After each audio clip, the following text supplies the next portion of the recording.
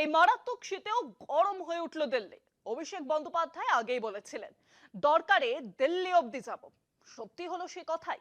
তৃণমূলের বিক্ষোভে তুলকালাম হলো দিল্লিতে। আইপ্যাকের অফিস ও কর্ণধার প্রতীক জৈনের বাড়িতে ইটের হানার প্রতিবাদে এবার রাজধানীর রাস্তায় নামলো রাজ্যের শাসক দল।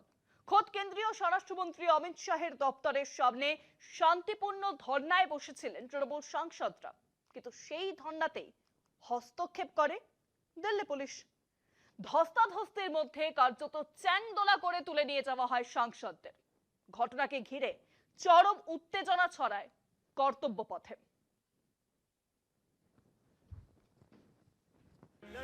क्या हो रहा है? What is happening with Amit Shah, Delhi police? Amit Shah हाय हाय इसलिए सब चोरी करने गए हैं।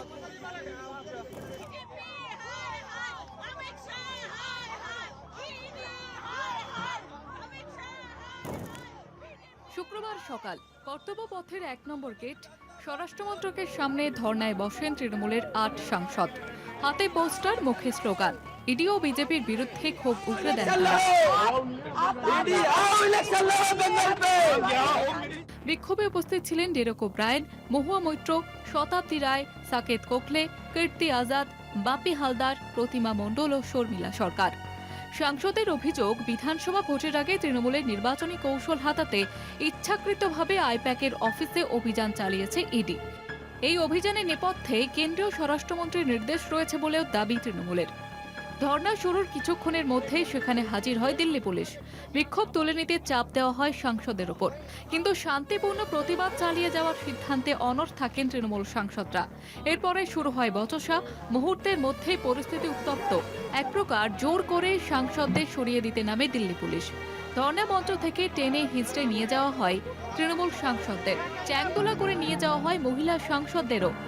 এই ঘটনায় কার্যত চাঞ্চল্য ছড়িয়ে পড়ে স্বরাষ্ট্র মন্ত্রকের সামনে। পরে ৮ জন সাংসদকেই নিয়ে যাওয়া হয় পার্লামেন্ট স্ট্রিট থানায়। अमित शाह को बुलाओ ये ऑफिस में। बंगाल में क्या कर रहा है अमित शाह? अमित शाह क्या कर रहे हैं? हाँ, ये क्या चोरी कर रहे हैं? वो चोरी कर रहा है अमित शाह। को लुटेरा डकैती करके हमारा इंफॉर्मेशन ले रहा है।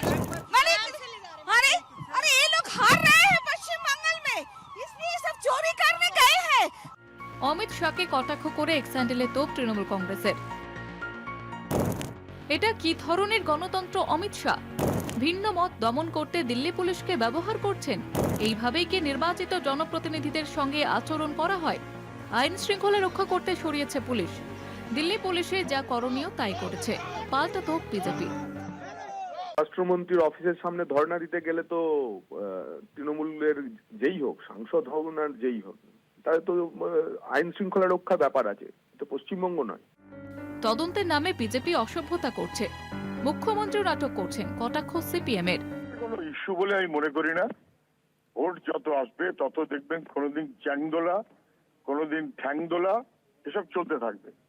এটা অমিত শাহ অফিসের কাছে গেলে অমিত শাহ যা করে, ঠিক যেটা মমতা ব্যানার্জি তার নবান্নের দপ্তরের সামনে গেলে যা করবে, একই জিনিস।